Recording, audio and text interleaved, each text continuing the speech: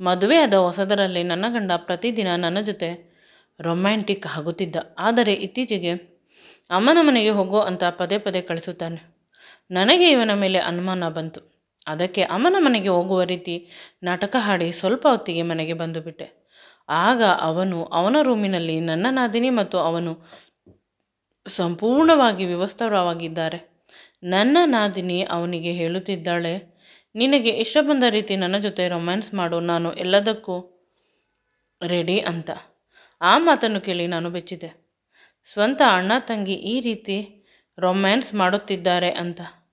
ಆಗ ತಿಳಿದ ವಿಷಯದಿಂದ ನಾನು ಕೆಳಗೆ ಕುಸಿದೆ. ಅದೇನೆಂದರೆ, ನನ್ನ ಹೆಸರು ಸುಮಾ. ಅಪ್ಪ ಅಮ್ಮನ ಮುದ್ದಿನ ಮಗಳು.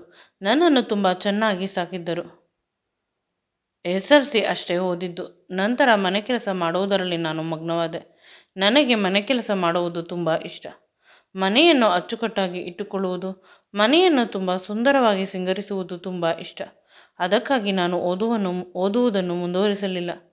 ಅಪ್ಪ ಅಮ್ಮ, ನಂಟರು ಮತ್ತು ಊರಿನ ಜನರು ತುಂಬ ಜನ ಹೇಳಿದರು, ನೀನೇನು ದಡ್ಡಿಯಲ್ಲ, ತುಂಬ ಚೆನ್ನಾಗಿ ಓದುತ್ತೀಯ, ಪ್ಲೀಸ್ ಓದು ಅಂತ ತುಂಬ ಜನ ರಿಕ್ವೆಸ್ಟ್ ಮಾಡಿಕೊಂಡರು. ಆದರೆ ನನಗೆ ಓದಿನಲ್ಲಿ ಆಸಕ್ತಿ ಇಲ್ಲ ಅಂತ ಎಷ್ಟು ಹೇಳಿದರೂ ಯಾರೂ ಕೂಡ ಕೇಳುತ್ತಿಲ್ಲ. ಕೆಲವರು ಹೇಳುತ್ತಿದ್ದರು, ಒಬ್ಬಳೇ ಮಗಳು ಅಂತ ತುಂಬ ಮುದ್ದಾಗಿ ಸಾಕಿದ್ದೀಯಾ, ಅದಕ್ಕೆ ಅವಳು ತಲೆ ಮೇಲೆ ಕುಳಿತುಕೊಂಡು ನಾಟ್ಯವಾಡುತ್ತಿದ್ದಾಳೆ. ಈಗಿನ ಕಾಲದಲ್ಲಿ ಹೆಣ್ಣು ಮಕ್ಕಳ ಜೀವನ ಸಂಪಾದನೆ ಮಾಡಿಲ್ಲವಾದರೆ ಕಷ್ಟ. ಎಷ್ಟು ಶ್ರೀಮಂತರ ಮನೆಗೆ ಕೊಟ್ಟರೂ ಅವರು ಆಟ ಆಡಿಸುತ್ತಾರೆ ಅಂತ ಹೇಳಿದರೂ ಕೂಡ ಇವಳು ಕೇಳುತ್ತಿಲ್ಲ. ಇವಳ ತಲೆಯಲ್ಲಿ ಲದ್ದಿ ಇದೆ ಅಂತ ಕೋಪ ಮಾಡಿಕೊಳ್ಳುತ್ತಿದ್ದರು. ಆದರೆ ನನಗೆ ಗೊತ್ತು, ನಾನು ಏನನ್ನಾದರೂ ಸಾಧಿಸುತ್ತೇನೆ ಅಂತ. ನನಗೆ ಮನೆ ಕೆಲಸ ಮಾಡುವುದು ಇಷ್ಟ. ಅದಕ್ಕಿಂತ ಹೆಚ್ಚಾಗಿ ಮನೆಯನ್ನು ಡೆಕೋರೇಟ್ ಮಾಡುವುದು. ನಾನೇ ಹೊಸದಾಗಿ ಕೈಯಿಂದ ಕ್ರಾಫ್ಟ್ಗಳನ್ನು ಮಾಡುತ್ತೇನೆ, ತೋರಣ ಹಾಕುತ್ತೇನೆ, ವಿಧ ವಿಧವಾದ ಕೈ ಕೆಲಸಗಳನ್ನು ಮಾಡುತ್ತೇನೆ. ಮೊದಲು ಎಲ್ಲರೂ ನನ್ನ ಮೇಲೆ ಬೇಸರ ಮಾಡಿಕೊಂಡು ದಿನಗಳು ಕಳೆದಂತೆ ಪ್ರತಿಯೊಬ್ಬರಿಗೂ ಅರ್ಥವಾಯಿತು, ಹಣೆ ಬರಹ ಇದ್ದಂತೆ ಆಗುತ್ತದೆ. ಎಲ್ಲಕ್ಕಿಂತ ಹೆಚ್ಚಾಗಿ ಯಾರು ಏನು ಇಷ್ಟಪಡುತ್ತಾರೆ ಅದನ್ನೇ ಮಾಡಬೇಕು. ಎಲ್ಲರೂ ಡಾಕ್ಟರ್, ಇಂಜಿನಿಯರ್ ಆಗಲು ಸಾಧ್ಯವಿಲ್ಲ ಅಂತ ನನ್ನನ್ನು ಅವರೆಲ್ಲ ಒಪ್ಪಿಕೊಂಡರು. ಅಂದರೆ ಈಗ ನಾನು ತೋರಣ ಹಾಕುತ್ತೇನೆ, ಸ್ಕ್ರೀನ್ಗಳನ್ನು ಡಿಫ್ರೆಂಟಾಗಿ ಡಿಸೈನ್ ಮಾಡುತ್ತೇನೆ, ಹೂವಿನ ವಾಸ್ಗಳನ್ನು ಅಲಂಕರಿಸುತ್ತೇನೆ. ಮನೆ ಯಾವುದೇ ಭಾಗಕ್ಕೆ ಅಲಂಕಾರ ಬೇಕು ಅಂತ ಹೇಳಿದರೆ ಆ ರೀತಿ ನಾನು ನಿಮಗೆ ಅಲಂಕಾರ ಮಾಡಿಕೊಡುತ್ತೇನೆ ಅಂತ ಮನೆಯ ಮುಂದೆ ಬೋರ್ಡ್ ಹಾಕಿದ್ದೇನೆ. ಇದರಿಂದ ಪ್ರತಿದಿನ ತುಂಬ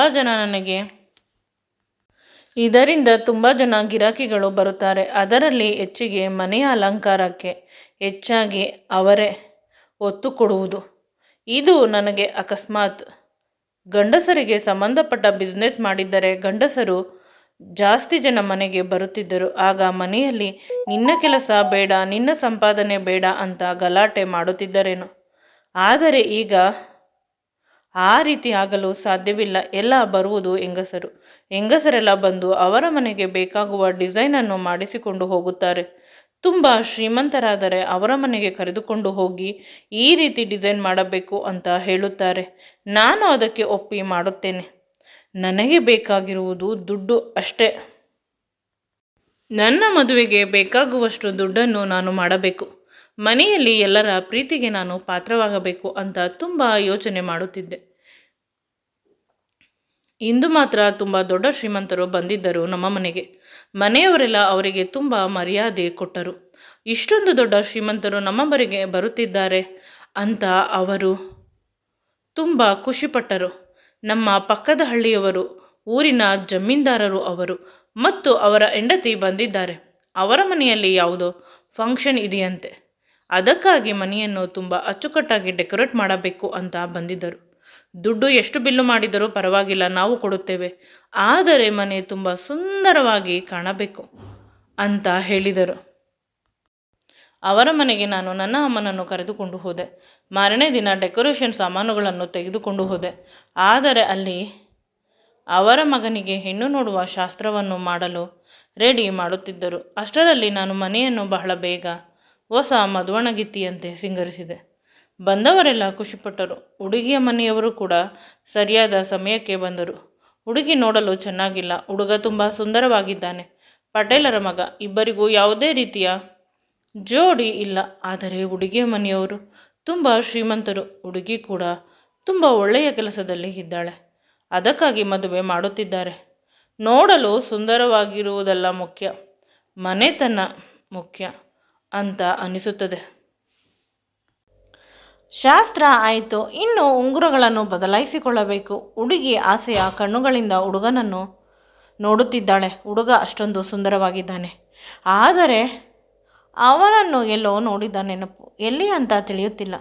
ನಿಧಾನ ಮಾಡುತ್ತಿದ್ದಾನೆ. ಸ್ವಲ್ಪ ಸಮಯದ ನಂತರ ಹುಡುಗನ ನನ್ನ ಕಡೆ ಬರುತ್ತಿದ್ದಾನೆ. ಬಂದವನೇ ಬಹಳ ಬೇಗ ನನ್ನ ಬೆರಳಿಗೆ ಉಂಗುರ ತೊಡಿಸಿದ. ನಾನು ಶಾಕ್ ಆದೆ. ಅವರು ಅಲ್ಲಿದ್ದವರೆಲ್ಲ ಕೂಗಿದರು, ಏಕೆ ಈ ರೀತಿ ತಪ್ಪು ಕೆಲಸ ಮಾಡುತ್ತಿದ್ದೀಯಾ ಅಂತ. ಆದರೆ ನನಗೆ ಈಗಲೂ ಏನಾಗುತ್ತಿದೆ ಅಂತ ತಿಳಿಯುತ್ತಿಲ್ಲ. ಹುಡುಗಿಯ ಅಮ್ಮ ಸುಮ್ಮನಿದ್ದಾಳೆ. ಹುಡುಗನ ಅಮ್ಮ ಬಂದು ನನ್ನ ಬೆರಳಿನಲ್ಲಿ ಇರುವ ಉಂಗುರವನ್ನು ತೆಗೆಯಲು ಪ್ರಯತ್ನ ಮಾಡುತ್ತಿದ್ದಾಳೆ. ಉಂಗುರ ತಾನೆ, ಇದೇನು ತಾಳಿ ಅಲ್ಲವಲ್ಲ ಅಂತ. ಅಷ್ಟರಲ್ಲಿ ಆ ಹುಡುಗ ಮದುವೆ ಆದರೆ ಇದೇ ಹುಡುಗಿಯನ್ನು, ಇಲ್ಲವಾದರೆ ನಾನು ಯಾರನ್ನು ಮದುವೆ ಆಗುವುದಿಲ್ಲ ಅಂತ ಗಲಾಟೆ ಮಾಡುತ್ತಿದ್ದಾನೆ. ಅಲ್ಲಿಯ ವಾತಾವರಣ ಶಾಂತವಾಯಿತು. ನನ್ನ ಹೃದಯ ಜೋರಾಗಿ ಹೊಡೆದುಕೊಳ್ಳಲು ಆರಂಭಿಸಿತು. ನಾನು ಈ ಮದುವೆ ನನಗೆ ಇಷ್ಟವಿಲ್ಲ. ನನಗೆ ತಿಳಿಯದೆ ನನ್ನ ಬೆರಳಿಗೆ ಹೇಗೆ ಉಂಗುರ ತೊಡಿಸಿದಿರಿ ಅಂತ ಗಲಾಟೆ ಮಾಡಿದೆ. ಆ ಉಂಗುರವನ್ನು ಕಿತ್ತೆಸೆದು ಅಲ್ಲಿಂದ ಹೊರಟು ಹೋದೆ. ನನ್ನ ಅಮ್ಮ ನನ್ನ ಹಿಂದೆ ಓಡಿ ಬಂದಳು.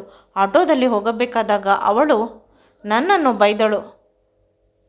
ತುಂಬ ಶ್ರೀಮಂತರ ಮನೆ ಹುಡುಗ, ಅವನೇ ನಿನ್ನ ಬೆರಳಿಗೆ ಉಂಗುರ ತೊಡಿಸಿದ್ದಾನೆ. ನಿನ್ನನ್ನು ಮದುವೆ ಆಗಬೇಕು ಅಂತ ತುಂಬ ಆಸೆ ಪಟ್ಟಿದ್ದಾನೆ. ಅಂತಹುದರಲ್ಲಿ ನೀನು ಹೇಗೆ ಈ ರೀತಿ ಹಾಡುತ್ತಿದ್ದೀಯಾ? ಬುದ್ಧಿ ಇಲ್ಲ ನಿನಗೆ ಅಂತ ಹೇಳಿದಳು. ಅಮ್ಮ, ನಾನು ತುಂಬ ಚೆನ್ನಾಗಿ ದುಡಿಯುತ್ತೇನೆ. ನನಗೆ ನನ್ನನ್ನು ಪ್ರೀತಿ ಮಾಡುವ, ನನಗಾಗಿ ಬಾಳುವ ಹುಡುಗ ಬೇಕು. ಯಾರನ್ನೋ ಇಷ್ಟಪಟ್ಟು ಅಥವಾ ಯಾರನ್ನೋ ಇಷ್ಟ ಇಲ್ಲ ಅಂತ ನನ್ನ ಬೆರಳಿಗೆ ಉಂಗುರ ಹಾಕುವ ಹುಡುಗ ಬೇಡ. ಬೇಕಾದರೆ ಅಷ್ಟೊಂದು ಇಷ್ಟವಿದ್ದರೆ ಆ ಹುಡುಗನನ್ನು ನೀನೇ ಮದುವೆ ಆಗು ಅಂತ ಗಲಾಟೆ ಮಾಡಿದೆ. ಮನೆಗೆ ಬಂದ ಮೇಲೆ ಅಮ್ಮ ನಡೆದ ವಿಷಯವನ್ನೆಲ್ಲ ಅಪ್ಪನಿಗೆ ಹೇಳಿದಳು. ಅಪ್ಪ ಸ್ವಲ್ಪ ಬೇಸರ ಮಾಡಿಕೊಂಡರು. ಸಿಕ್ಕವರೆಲ್ಲ ನನ್ನ ಮಗಳ ಕೈಗೆ ಉಂಗುರ ತೊಡಿಸುವುದು ಅಂದರೆ, ಅವಳ ಅನುಮತಿ ಇಲ್ಲದೆ ಅವಳನ್ನು ಮದುವೆ ಆಗುವುದು ಎಂದರೆ ಏನು? ನಾನು ಇದಕ್ಕೆ ವಿರೋಧ. ನನ್ನ ಮಗಳು ಒಪ್ಪಿದರೆ ಮಾತ್ರ ಈ ಮದುವೆ ಅಂತ ಹೇಳಿದಾಗ ಅಮ್ಮ ಕೋಪ ಮಾಡಿಕೊಂಡು ಅಡುಗೆ ಮನೆಗೆ ಹೋಗಿ ಪಾತ್ರೆಯನ್ನು ಕುಕ್ಕಲು ಆರಂಭಿಸಿದಳು. ನಾನು ಅಳುತ್ತಾ ರೂಮಿನಲ್ಲಿ ಮಲಗಿದ್ದೆ. ಸಂಜೆ 6 ಗಂಟೆಗೆ ಅದೇ ಪಟೇಲರ ಹೆಂಡತಿ ಇಬ್ಬರು ಬಂದಿದ್ದರು ಮನೆಗೆ. ಯಾವುದೋ ಬಸ್ ಸ್ಟ್ಯಾಂಡಲ್ಲಿ ನಿಮ್ಮ ಮಗಳನ್ನು ನೋಡಿ ನಮ್ಮ ಮಗ ಅಂದಿನಿಂದ ಇಷ್ಟಪಟ್ಟಿದ್ದಾನಂತೆ.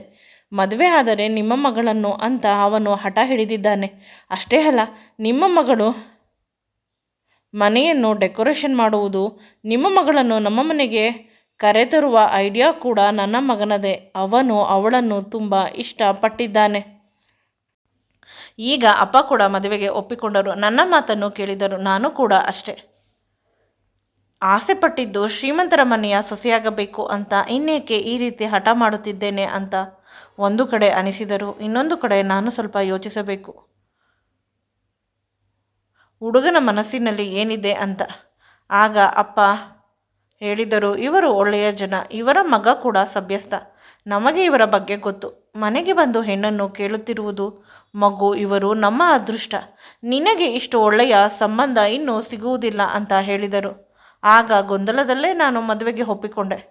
ಮದುವೆ ಕೂಡ ಬಹಳ ಬೇಗ ಆಗಿ ಹೋಯಿತು. ಮದುವೆ ಕೂಡ ಪಟೇಲರ ಖರ್ಚಿನಲ್ಲೇ ನಡೆದು ಹೋಯಿತು. ತುಂಬ ಅದ್ಧೂರಿಯಾಗಿ ಮದುವೆ ಮಾಡಿದರು. ಆದರೆ ನನಗೆ ಏನೋ ಒಂದು ಸಮಾಧಾನ ಇಲ್ಲ. ಗೊತ್ತಿಲ್ಲ ಏನಾಗುತ್ತಿದೆ ಅಂತ. ಮದುವೆ ಕೂಡ ಬಹಳ ಬೇಗ ಆಗಿ ಹೋಯಿತು. ನಾನು ಅವರ ಮನೆಯ ಸೊಸೆಯಾದೆ. ಎಲ್ಲ ಕನಸಿನಂತೆ ಅನಿಸುತ್ತಿದೆ. ಮದುವೆಗೆ ಮನೆಯನ್ನು ಅಲಂಕರಿಸಲು ಬಂದ ನಾನು ಮದುಮಗನನ್ನೇ ಆರಿಸಿಕೊಂಡೆ ಅಂತ ಊರಿನ ಜನರೆಲ್ಲ ಮಾತನಾಡುತ್ತಿರುವ ಮಾತು ಕಿವಿಗೆ ಬಿದ್ದಿತ್ತು. ಅದನ್ನು ಕೇಳಿ ಸ್ವಲ್ಪ ಬೇಸರವಾಯಿತು. ಆದರೂ ಕೂಡ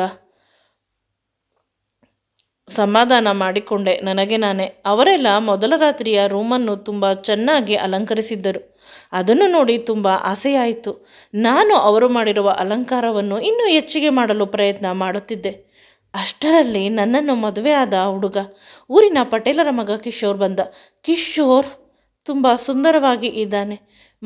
ಮೊದಲ ನೋಟದಲ್ಲೇ ಅವನ ಮೇಲೆ ನನಗೆ ಒಂದು ರೀತಿ ಅಟ್ರಾಕ್ಷನ್ ಬೆಳೆದಿದ್ದು ಸುಳ್ಳಲ್ಲ. ಯಾವ ಹುಡುಗಿಯಾದರೂ ಕೂಡ ಅವನನ್ನು ಇಷ್ಟಪಡುತ್ತಾಳೆ. ಅಷ್ಟೊಂದು ಸುಂದರವಾಗಿದ್ದಾನೆ. ಒಂದು ಒಳ್ಳೆಯ ಮೈಕಟ್ಟು. ಮೇಡಮ್ ಅವರು ಏನೋ ಡೆಕೋರೇಟ್ ಮಾಡುತ್ತಿದ್ದಾರೆ. ಎಷ್ಟು ಡೆಕೋರೇಟ್ ಮಾಡಿದರೂ ಅದೆಲ್ಲ ವೇಸ್ಟ್ ಅಂತ ನನ್ನನ್ನು ಬಾಚಿ ಗಟ್ಟಿಯಾಗಿ ಮುತ್ತು ಕೊಟ್ಟರು. ತುಟಿಗೆ ಮುತ್ತು ಕೊಡಲು ಬಂದಾಗ ನಾನು ಅವರನ್ನು ದೂರ ತಳ್ಳಿದೆ. ನನ್ನ ಸೀರೆಯನ್ನು ಎಳೆದರು. ನನ್ನ ಸೀರೆ ಬಿಚ್ಚಿ ಹೋಯಿತು. ಅಷ್ಟರಲ್ಲಿ ನನ್ನ ಎದೆಗಳ ಬಳಿ ಅವರ ಮುಖವನ್ನು ಇಡಲು ಬಂದರು. ಯಾವುದೋ ಕಾಲ್ ಬಂತು.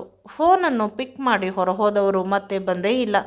ನಾನು ಅವರಿಗಾಗಿ ಕಾದು ಕಾದು ಮಲಗಿದೆ. ಬೆಳಿಗ್ಗೆ ಎದ್ದಾಗಲೂ ಕೂಡ ಅವರು ಇರಲಿಲ್ಲ. ನಾನು ರೆಡಿಯಾಗಿ ಹೊರಹೋದೆ.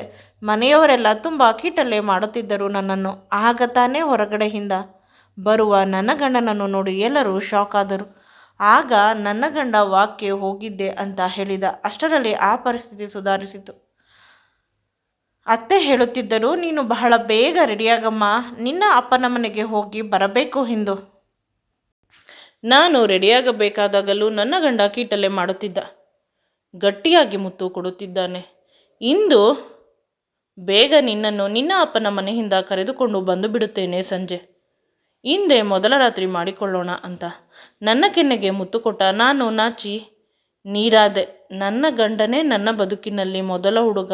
ನನ್ನ ದೇಹದಲ್ಲಿರುವ ಪ್ರತಿ ಕೂದಲು ರೋಮಾಂಚನ ಸೃಷ್ಟಿ ಮಾಡುತ್ತಿದೆ. ನಾನು ನಾಚಿಕೆಯಿಂದಲೇ ಅಮ್ಮನ ಮನೆಗೆ ಹೋದೆ. ಸಂಜೆ ನಿನ್ನ ಅಳಿಯ ಬರುತ್ತಾರೆ, ಕರೆದುಕೊಂಡು ಹೋಗುತ್ತಾರೆ ಅಂತ ತುಂಬ ಗತ್ತಿನಿಂದ ಅಮ್ಮನಿಗೆ ಹೇಳಿದೆ. ಅಪ್ಪ ಅಮ್ಮ ಖುಷಿಪಟ್ಟರು. ಒಂದೇ ದಿನದಲ್ಲಿ ನಮ್ಮ ಮಗಳು ಎಷ್ಟೊಂದು ಬದಲಾಗಿದ್ದಾಳೆ ಅಂತ. ನಾನು ತುಂಬ ಬೆಲೆ ಬಾಳುವ ರೇಷ್ಮೆ ಸೀರೆ ಮತ್ತು ಮೈತುಂಬ ಒಡವೆಯನ್ನು ಹಾಕಿಕೊಂಡು ಹೋಗಿದ್ದೆ. ಅಪ್ಪ ಅಮ್ಮನ ಮನೆಗೆ ಬರೀ ಕೈಯಲ್ಲಿ ಹೋಗಬಾರದು ಅಂತ ಅವರಿಗೂ ಹಣ್ಣುಗಳನ್ನು, ಬಟ್ಟೆಗಳನ್ನು ಎಲ್ಲವನ್ನು ತೆಗೆದುಕೊಂಡು ಹೋಗಿದ್ದೆ. ಇಂದು ಸಂಜೆ 5 ಆಯಿತು. ನನ್ನ ಗಂಡನಿಗೆ ಕಾಲ್ ಮಾಡಿದಾಗ ಕಾಲ್ ಎತ್ತಿಲ್ಲ. ನಂತರ ಅತ್ತೆ ಕಾಲ್ ಮಾಡಿ ಹೇಳಿದರು, ನಾವೆಲ್ಲ ದೇವಸ್ಥಾನಕ್ಕೆ ಹೋಗಿದ್ದೇವೆ. ನೀನು ನಿನ್ನ ಅಪ್ಪನನ್ನು ಕರೆದುಕೊಂಡು ಡ್ರೈವರ್ ಜೊತೆ ಮನೆಗೆ ಹೋಗು. ಕಾರನ್ನು ಕಳಿಸುತ್ತೇನೆ. ನಿನ್ನ ಗಂಡ ಯಾವುದೋ ಕೆಲಸದ ಮೇಲೆ ಹೊರಗೆ ಹೋಗಿದ್ದಾನೆ. ಅವನು ಬರುವುದು ಸ್ವಲ್ಪ ಸಮಯವಾಗುತ್ತದೆ. ನಿನ್ನ ಅಪ್ಪ ಇಂದು ನಿನ್ನ ಜೊತೆ ನಮ್ಮ ಮನೆಯಲ್ಲೇ ಇರಲಿ. ಇಂದಿನ ಶಾಸ್ತ್ರ ನೀನು ಅಪ್ಪನ ಮನೆಯಲ್ಲಿ ಉಳಿಯಬಾರದು ರಾತ್ರಿ ಅಂತ ಅತ್ತೆ ಹೇಳಿದರು. ಅಪ್ಪ ಕೂಡ ಅದನ್ನು ಚಾಚು ತಪ್ಪದೆ ಫಾಲೋ ಮಾಡಿದರು. ಪುನಃ ನನ್ನ ಗಂಡನಿಗೆ ಕಾಲ್ ಮಾಡಿದ್ದೆ, ಬ್ಯುಸಿ ಬಂತು. ಇನ್ನೂ ಅಲ್ಲೇ ಇರುತ್ತೇನೆ. ಎಲ್ಲಿ ಹೋಗುತ್ತಾರೆ, ಸಿಕ್ಕಿಬಿಡುತ್ತಾರೆ, ಎಷ್ಟು ರಾತ್ರಿ ಸತಾಯಿಸುತ್ತಾರೆ ಅಂತ ನಗುತ್ತಾ ನಾನು ಅಪ್ಪನ ಜೊತೆ ನನ್ನ ಅತ್ತೆ ಕಳಿಸಿದ್ದ ದುಬಾರಿ ಕಾರಿನಲ್ಲಿ ಮನೆಗೆ ಬಂದೆ. ಆದರೆ ನನಗೇನು ಗೊತ್ತು, ಇದು ನನ್ನ ಕೊನೆಯ ದಿನವಾಗುತ್ತದೆ ಅಂತ. ಈ ಮನೆಯಲ್ಲಿ ಮನೆ ಸೆಕ್ಯೂರಿಟಿ ಹೊರಗೆ ಇರುತ್ತಾನೆ. ಮನೆಯಲ್ಲಿ ಕೆಲಸದವರು ಇದ್ದಾರೆ, ಒಂದಿಬ್ಬರು. ಎಲ್ಲರೂ ನನ್ನನ್ನು ತುಂಬ ಆಶ್ಚರ್ಯದಿಂದ ನೋಡುತ್ತಿದ್ದಾರೆ. ನನಗೆ ಏನೂ ಅರ್ಥವಾಗಿಲ್ಲ. ಅಪ್ಪನಿಗೆ ಗೆಸ್ಟ್ ರೂಮನ್ನು ತೋರಿಸಿ ನಾನು ನನ್ನ ರೂಮಿಗೆ ಹೋದೆ. ಆದರೆ ಅಲ್ಲಿ ಕಣ್ಣಿಂದ ಕಾಣಬಾರದು ಕಾಣಿಸಿತು. ನನ್ನ ಗಂಡ ನನ್ನ ನಾದಿನಿಯ ಜೊತೆ ರೊಮ್ಯಾನ್ಸ್ ಮಾಡುತ್ತಿದ್ದಾನೆ. ಮದುವೆಯಲ್ಲಿ ನನ್ನ ಮತ್ತು ನನ್ನ ಗಂಡನ ಜೊತೆ ಡ್ಯಾನ್ಸ್ ಮಾಡಿದ್ದ ನನ್ನ ಗಂಡನ ತಂಗಿ, ಅವಳ ಜೊತೆ ನನ್ನ ಗಂಡ ಚಕ್ಕಂದ ಆಡುತ್ತಿದ್ದಾನೆ. ಇಬ್ಬರು ಸಂಪೂರ್ಣವಾಗಿ ಬೆತ್ತಲಾಗಿದ್ದಾರೆ. ಅವಳ ಕೆಂಪಾದ ದೇಹದ ಮೇಲೆ ನನ್ನ ಗಂಡ ಮಲಗಿ ದೇಹದ ರಸವನ್ನು ಹೀರುತ್ತಿದ್ದಾನೆ. ಅವನು ಹೇಳುತ್ತಿದ್ದಾನೆ, ಅವಳನ್ನು ಮದುವೆ ಆಗಿದ್ದು ಈ ಮನೆಯ ಜನಗಳಿಗಾಗಿ. ಅವಳ ಜೊತೆ ನಾನು ಮಲಗಿದರೂ ಕೂಡ ಉಡುವ ಮಗು ಈ ಮನೆಗೆ ಸೇರಿರುತ್ತದೆ ಅಷ್ಟೆ. ನಿನಗೆ ಹೇಗಿದ್ದರೂ ಮಕ್ಕಳಾಗುವುದಿಲ್ಲ. ಮನೆಯಲ್ಲಿ ಯಾರೂ ಕೂಡ ನಿನ್ನನ್ನು ಸೊಸೆ ಅಂತ ಒಪ್ಪಿಕೊಂಡಿಲ್ಲ. ನಿನಗೆ ಮಕ್ಕಳಾದ ಮೇಲೆ ಸೊಸೆ ಅಂತ ಒಪ್ಪಿಕೊಳ್ಳುತ್ತಾರೆ ಅಂತ ಆಸೆಪಟ್ಟೆ. ಆದರೆ ಡಾಕ್ಟರ್ ಹೇಳಿದ್ದಾರಲ್ಲ, ನಮ್ಮಿಬ್ಬರಿಗೆ ಅಂದರೆ ನಿನಗೆ ಮಕ್ಕಳಾಗುವುದಿಲ್ಲ ಅಂತ. ಅದಕ್ಕಾಗಿ ಒಂದು ದಡ್ಡಿ ಹುಡುಗಿ ಬೇಕಾಗಿತ್ತು. ತುಂಬ ಓದಿರಬಾರದು, ತುಂಬ ಬಡವ ಮನೆಯಿಂದ ಬಂದ ಹುಡುಗಿ ಆದರೆ ಸರಿ. ನಾನು ಅವಳನ್ನು ಚೆನ್ನಾಗಿ ನೋಡಿಕೊಂಡಿಲ್ಲವಾದರೂ ಗಂಡ, ಮನೆಯ ಸಂಸಾರ, ಮಾನ ಮರ್ಯಾದೆ ಅಂತ ಇರುತ್ತಾಳೆ. ಅಪ್ಪ ನೋಡಿದರೆ ಲಾಯರ್ ಹುಡುಗಿಯ ಜೊತೆ ನನ್ನ ಸಂಬಂಧ ಏರ್ಪಡಿಸಿದ್ದಾರೆ. ಮುಂದೆ ಹೆಚ್ಚು ಕಡಿಮೆ ಆದರೆ ಅವಳು ನನ್ನನ್ನು ಎಲ್ಲಿ ಬಿಡುತ್ತಾಳೆ? ಆ ಭಯದಿಂದ ನಾನು ಅವಳ ಬದಲು ದಡ್ಡಿಯ ರೀತಿ ನಿಂತಿದ್ದ ನಮ್ಮ ಪಕ್ಕದ ಊರಿನ ಬಡ ಹುಡುಗಿಯ ಕೈಗೆ ಉಂಗುರವನ್ನು ತೊಡಿಸಿದೆ. ಎಲ್ಲರೂ ಅದು ನನ್ನ ದೊಡ್ಡತನ ಅಂತ ಅಂದುಕೊಂಡರೆ ಅದು ನನ್ನ ಬುದ್ಧಿವಂತಿಕೆ ಅಂತ ಹೇಳಿ ನನ್ನ ಗಂಡ ಪುನಃ ಅವಳ ತುಟಿಗೆ ಮುತ್ತು ಕೊಡುತ್ತಿದ್ದಾನೆ. ಈಗ ಅರ್ಥವಾಯಿತು, ಅವಳು ಅವನ ತಂಗಿಯಲ್ಲ, ಅವನ ಹೆಂಡತಿ ಅಥವಾ ಪ್ರೇಯಸಿ ಇರಬಹುದು. ಇವರ ಮನೆಯಲ್ಲಿ ಒಪ್ಪಿರುವುದಿಲ್ಲ. ನನ್ನಂತಹ ದಡ್ಡಿ ಹುಡುಗಿಯನ್ನು ಮದುವೆಯಾಗಿ ಮಕ್ಕಳು ಕೊಟ್ಟರೆ ವಂಶಕ್ಕೆ ಸಾಕು ಅಂತ ಇವನು ಯೋಚಿಸಿರಬಹುದು. ಅದನ್ನು ನೆನೆಸಿಕೊಂಡು ದುಃಖವಾಯಿತು. ಅವಳು ತಡ ಮಾಡದೆ ಅವರ ವಿಡಿಯೋವನ್ನು ರೆಕಾರ್ಡ್ ಮಾಡಿದಳು. ಅವಳಿಗೆ ಮುಂದೆ ಕೋರ್ಟಿನಲ್ಲಿ ಬೇಕಾಗುತ್ತದೆ ಅಂತ. ಏಕೆಂದರೆ ಇನ್ನೆಂದೂ ಕೂಡ ತಾನು ಇವನ ಜೊತೆ ಸಂಸಾರ ಮಾಡುವುದಿಲ್ಲ, ಡೈವರ್ಸ್ ತೆಗೆದುಕೊಳ್ಳುವುದಾಗಿ ಅವಳು ನಿರ್ಧರಿಸಿದ್ದಳು. ಯಾವಾಗ ಅವನು ಅವಳ ಮೇಲೆ ಮಲಗಿದ್ದ ಆವಾಗಲೇ. ಆದರೆ ನಾನು ಏನು ತಪ್ಪು ಮಾಡಿದ್ದೆ, ಇವನು ನನಗೆ ಏಕೆ ಶಿಕ್ಷೆ ಕೊಟ್ಟ ಅನ್ನುವುದನ್ನು ತಿಳಿಯಲು ಅವಳು ಅವರ ಸಂಪೂರ್ಣ ಮಾತನ್ನು ಕೇಳಿಸಿಕೊಂಡಿದ್ದು. ಈಗ ನಿಜವಾಗಲೂ ದುಃಖವಾಗುತ್ತಿದೆ. ನಾನು ಎಷ್ಟು ಬೇಗ ಮೋಸ ಹೋದೆ ಅಂತ. ನಾನು ಅಳುತ್ತಾ ಹಿಂದೆ ತಿರುಗಿದ್ದಾಗ ನನ್ನ ಅಪ್ಪ ಕೂಡ ಅಲ್ಲೇ ನಿಂತಿದ್ದರು. ಅವರ ಕಣ್ಣುಗಳಿಂದ ಕಣ್ಣೀರು ಬರುತ್ತಿತ್ತು. ಅದನ್ನು ನೋಡಿ ದುಃಖವಾಯಿತು. ನನ್ನ ಅಪ್ಪನಿಗೆ ಎಲ್ಲ ವಿಷಯ ತಿಳಿದಿದೆ ಅಂತ ಅನಿಸಿತು. ನನ್ನ ಕಷ್ಟ ಜಾಸ್ತಿ ಆಯಿತು, ಈತ ಬದುಕು ಹಾಳಾಯಿತು. ಅಪ್ಪ ಅಮ್ಮನಿಗೂ ಕೂಡ ದುಃಖ ಕೊಟ್ಟೆ ಅಂತ ಅಪ್ಪನನ್ನು ಗಟ್ಟಿಯಾಗಿ ತಬ್ಬಿಕೊಂಡು ಅಳಲು ಶುರು ಮಾಡಿದೆ. ನಮ್ಮಿಬ್ಬರ ಅಳುವ ಶಬ್ದ ಕೇಳಿ ನನ್ನ ಗಂಡ ಹೊರಬಂದ. ಅವನ ಜೊತೆ ಆ ಹುಡುಗಿ ಕೂಡ ಬಂದಳು. ನಾನು ಇಬ್ಬರ ಕೆನ್ನೆಗೆ ಬೀಸಿದೆ. ಅವನು ಮತ್ತೆ ಏನೋ ಹೇಳಲು ಬಂದ. ಆಗ ನಾನು ಹೇಳಿದ್ದೆ, ನೀವಿಬ್ಬರು ಮಾಡಿದ್ದನ್ನು ಎಲ್ಲ ಕಣ್ಣಾರೆ ಕಂಡಿದ್ದೇನೆ, ಇನ್ಯಾವುದೇ ವಿವರಣೆ ಬೇಡ ನನಗೆ ಅಂತ ಹೇಳಿ ಹೊರನಡೆದೆ. ನನ್ನ ಅಪ್ಪ ಕೂಡ ನನ್ನ ಜೊತೆ ಬಂದರು. ನನ್ನ ಕೈಯನ್ನು ಹಿಡಿದುಕೊಂಡು ನಾನು ಒಂದು ನಿರ್ಧಾರ ಮಾಡಿ ಆಗಿತ್ತು. ಹೋದ ಮಾರನೇ ದಿನವೇ ಇವನಿಗೆ ಡೈವರ್ಸ್ ನೋಟಿಸ್ ಕಳಿಸಿದೆ. ಅವರ ಮನೆಯವರೆಲ್ಲ ಬಂದು ರಾಜಿ ಮಾಡಲು ತುಂಬ ಪ್ರಯತ್ನಿಸಿದರು. ನಿನ್ನ ಹೆಸರಿಗೆ ಆಸ್ತಿಯೆಲ್ಲ ಬರೆಯುತ್ತೇವೆ, ನಮ್ಮ ವಂಶಕ್ಕೆ 2 ಮಕ್ಕಳನ್ನು ಕೊಟ್ಟು ಮಕ್ಕಳನ್ನು ಸಾಕು, ನಿನ್ನನ್ನು ಮತ್ತು ನಿನ್ನ ಮಕ್ಕಳನ್ನು ನಾವೇ ನೋಡಿಕೊಳ್ಳುತ್ತೇವೆ. ಅವನು ಬೇಕಾದರೆ ಆ ಚಿನ್ನಾಲಿ ಜೊತೆ ಹೊರಟು ಹೋಗಲಿ ಅಂತ ಅವರ ಅಮ್ಮ ಹೇಳಿದಾಗ ನನ್ನ ಅಪ್ಪ ಮೇಲಿಂದ ಎದ್ದು ಹೋಗಿ ಅಂತ ಜೋರಾಗಿ ಕಿರುಚಿದರು. ಅವರ ವಂಶಕ್ಕೆ ಮಕ್ಕಳನ್ನು ಎತ್ತುಕೊಡಲು ನನ್ನ ಮಗಳು ಹೋಗಬೇಕಾ? ನಿಮಗಿಂತ ಒಳ್ಳೆಯ ಸಂಬಂಧವನ್ನೇ ನೋಡಿ ನನ್ನ ಮಗಳಿಗೆ ಮದುವೆ ಮಾಡುತ್ತೇನೆ ಅಂತ ಹೇಳಿ ಕಳಿಸಿದರು. ಅವರು ನಮಗೆ ಡೈವರ್ಸ್ ಕೊಡಲು ಒಪ್ಪಿರಲಿಲ್ಲ. ಆದರೆ ನಾನು ಫೋನಿನಲ್ಲಿ ರೆಕಾರ್ಡ್ ಮಾಡಿದ್ದೆ ಅವರಿಬ್ಬರ ಇಂಟಿಮೇಟ್ ಸೀನ್ಗಳನ್ನು, ವಿಡಿಯೋ ಸಹಿತ. ಅದನ್ನು ನೋಡಿ ಜಡ್ಜ್ ಕೂಡ ಬೇಸರ ಮಾಡಿಕೊಂಡರು. ಈ ರೀತಿ ಸಂಬಂಧ ಇದ್ದರೆ ನೀವು ಏಕೆ ಇನ್ನೊಂದು ಮದುವೆ ಆಗುತ್ತೀರಾ, ಇನ್ನೊಬ್ಬರ ಜೀವನ ಹಾಳು ಮಾಡಲು ಅಂತ ನನ್ನ ಗಂಡನನ್ನು ಬೈದು ಡೈವರ್ಸ್ ಕೊಡಿಸಿದರು. ಡೈವರ್ಸ್ ಆದ ಮಾರನೇ ದಿನಕ್ಕೆ ನನ್ನ ಅತ್ತೆ ಮಗ ಕೃಷ್ಣ ಬಂದ. ಕೃಷ್ಣ ಕೂಡ ದುಬೈನಲ್ಲಿ ಕೆಲಸ ಮಾಡುತ್ತಿದ್ದಾನೆ. ಈಗ ಬೆಂಗಳೂರಿನಲ್ಲಿ ಸೆಟಲ್ ಆಗಿದ್ದಾನೆ. ನನಗಿಂತ ವಯಸ್ಸಿನಲ್ಲಿ 5-6 ವರ್ಷ ದೊಡ್ಡವನು.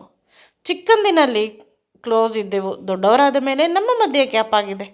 ಅಪ್ಪ ಅವನ ಜೊತೆ ಮಾತನಾಡು, ನಿಮ್ಮಿಬ್ಬರ ಮದುವೆ ಮಾಡುವುದಾಗಿ ನಾವು ನಿರ್ಧಾರ ಮಾಡಿದ್ದೇವೆ, ನಾನು ಮತ್ತು ನಿಮ್ಮ ಅತ್ತೆ ಅಂತ ಹೇಳಿದಾಗ ನಾನು ಏನೋ ಮಾತನಾಡಲು ಹೋದೆ. ಆಗ ಕೃಷ್ಣ ನನ್ನ ಕೈಯನ್ನು ಹಿಡಿದುಕೊಂಡ. ಅಪ್ಪ ಹೊರ ನಡೆದರು. ಕೃಷ್ಣ ಹೇಳಿದ ಎಲ್ಲ ವಿಷಯ ನನಗೆ ಗೊತ್ತು. ಏನೇ ವಿಷಯವಿದ್ದರೂ ನಾನು ಅದರ ಬಗ್ಗೆ ಚರ್ಚೆ ಮಾಡುವುದಿಲ್ಲ. ನಾವಿಬ್ಬರು ಮದುವೆಯಾಗಿ ಒಂದು ಸುಂದರವಾದ ಬದುಕನ್ನು ಕಟ್ಟಿಕೊಳ್ಳೋಣ ಅಂತ ನನ್ನ ಕೈಯನ್ನು ಹಿಡಿದುಕೊಂಡು ಆಶ್ವಾಸನೆ ನೀಡಿದ. ಅವನ ಕಣ್ಣುಗಳಲ್ಲಿ ನಂಬಿಕೆ, ಪ್ರೀತಿ ಇತ್ತು.